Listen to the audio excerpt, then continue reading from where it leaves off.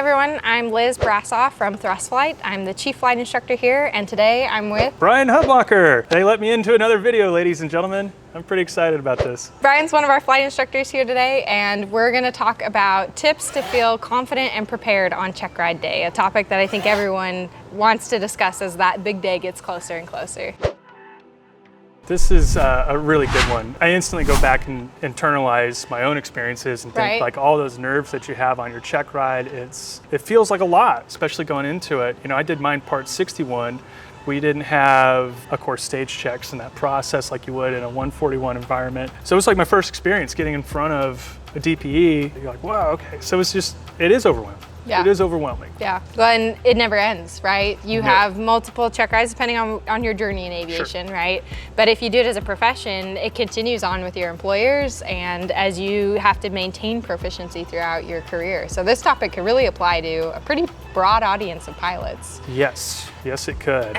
So I think one thing that puts me the most at ease before a check ride is waking up early and having lots of time to get to the airport and get all my things together, because it seems like inevitably something happens. The car doesn't work right, or I forgot some document, or this makes me sound really forgetful, but it just seems like something doesn't go in order, right? So giving yourself ample time to handle anything that comes up. Yeah, on my commercial check ride, I thought I would, oh, these aren't my sunglasses, but I thought I'd be like really prepared and put my sunglasses in my car the night before, because like I had to wake up like at 4 in the morning and I knew I was gonna forget them. Somebody broke into my car.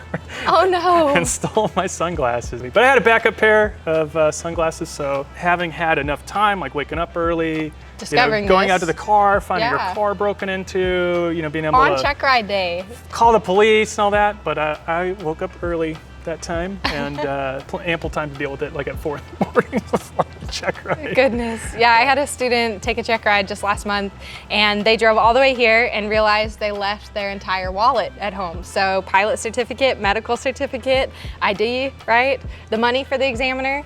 And they drove all the way home and all the way back and still were on time for the check ride. And I said, that's incredible. How early did you get here for your check ride to be able to go all the way home and all the way back? And they said, oh, about 2 hours early. I couldn't sleep. But I worked out, right? Because they had forgotten these pretty critical documents, so. Well, in terms of the nerves, a couple things jump to mind. But one, you wouldn't be in that situation if a whole lot of people didn't believe in you. You know, at least at this school, your instructor believes in you. All the check airmen, that whole team believes in you. The chiefs are going in and verifying the whole graduation process to making sure that it's all correct. There's a lot of people that are behind you and are supporting you, are ready to send you out there. And at least at Thrust Flight, no one on this team would set you up to fail. We'd never push you out the door if you're not ready to go. So, take a deep breath, take some peace in that there's all these people that are in your camp, they're fighting for you, they know you've got it, they've probably overtrained you, so you'll walk away from that. It's like, oh, that wasn't as bad as I thought it was, It's the hope, right? Yeah, that's what we're shooting for. Yeah. But a lot of people believe in you when you're going for that check ride. Sure. This one can be a little controversial, but I think one thing that helps students feel relaxed on check ride day is when they get to read gouges or experiences of students who've gone through that check ride with that examiner before.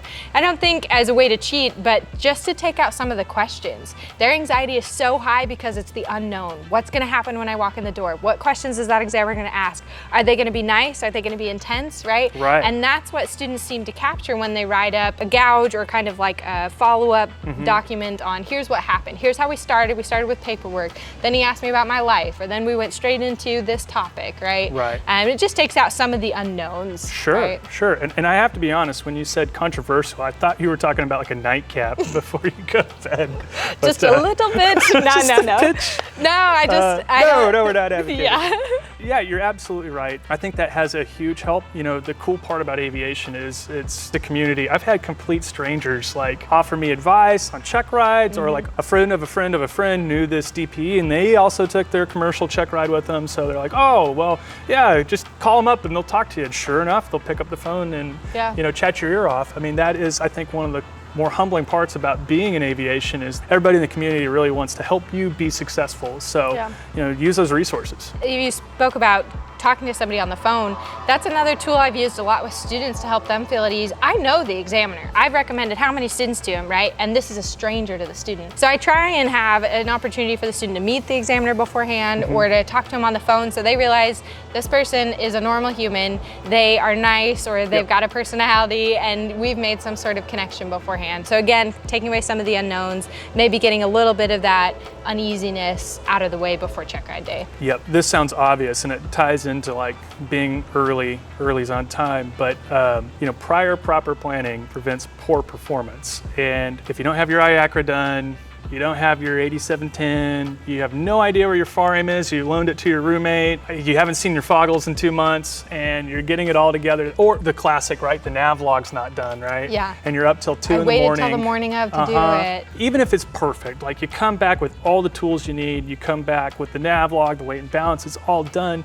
You've been up till 2, or you woke up early, and that's not how you want to start your day. I think mentally, I want to have a nice clear mind. I just want to be, everything's behind me. I can relax the night before. I'm not calling up my instructor asking them to key in, well, I just finished my 8710. Great, let me call up my boss at 10 at night now.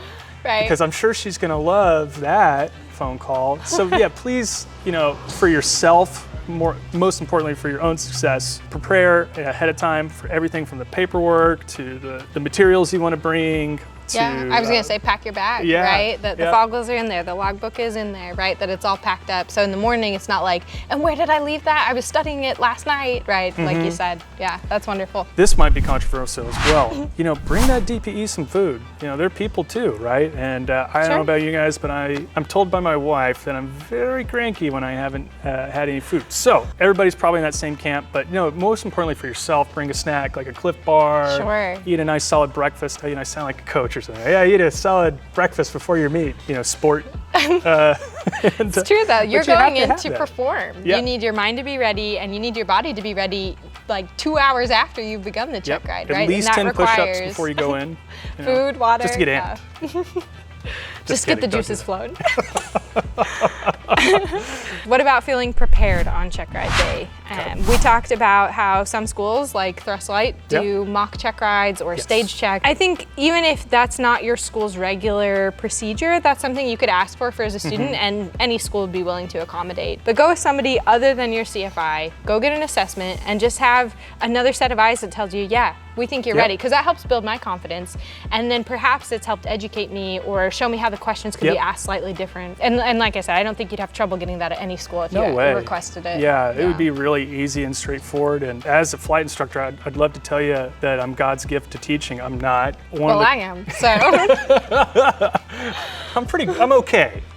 Like, I'm slightly above average, and I feel like that's good, you know. But no, I think that's so invaluable, because like if you tap somebody on the shoulder, they're going to find some blind spot that the other instructor hasn't even considered. Like, well, hey, did you cover this? And they'll jump right in and make sure there's no gap. So that's a huge one. I completely agree with you on that. To that end, if you're preparing for that your check ride, and all you're doing is going off of some prepared gouge that you got, that's probably like a great framework to start. Sure, it's gonna leave holes. But it's gonna leave holes if you don't have like a holistic understanding of the topic or subject that you're trying to speak to the DPE. Right. It's not going to go well. I see it all the time, mostly in stage checks, because we catch it here pretty quickly. But you know, and I'll have a student come back to me after they had an opportunity in a stage check, which of course is not the check ride. But they come back and like, yeah, you know, I'm trying to think of a specific, like they asked a question that wasn't on the list. This wasn't on my study guide. Right? How was I supposed to know that? Yeah. Like, gee, I don't know. Maybe it's like in the reading ACS we assigned, or It's definitely, you know, there's always an answer, right? It's always in the airplane flying handbook. It's always in the PHAC. It's in all those documents. In the ACS,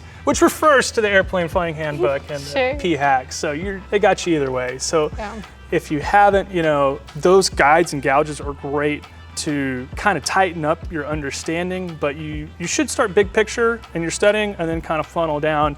So if you do get a question like that, it's not the first time you've heard it. Yeah, I agree. Do you think it's possible to overstudy for a check ride? I do, and I have done it. And okay. I call them like rabbit holes. Yeah. Like you start studying something that is really cool, you know, like how to land a float plane. And you're going for airplane single engine land, you know, is completely unnecessary for what you're studying. Sure. I've had some students who are so nervous about check ride day, right? They're studying the whole week before. They're staying up past midnight every night studying.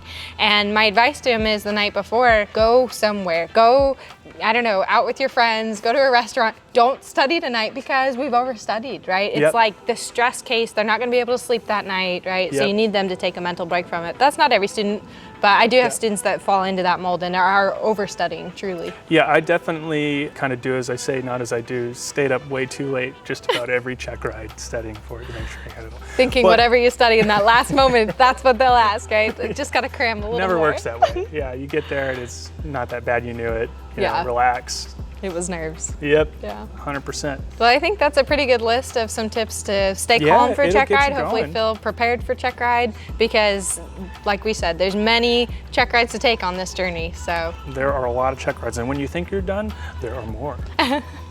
Very true. So that wraps up today's video on tips to feel calm and prepared for your check ride. If you have a question, leave us a comment and don't forget to like and subscribe so you don't miss out on future videos.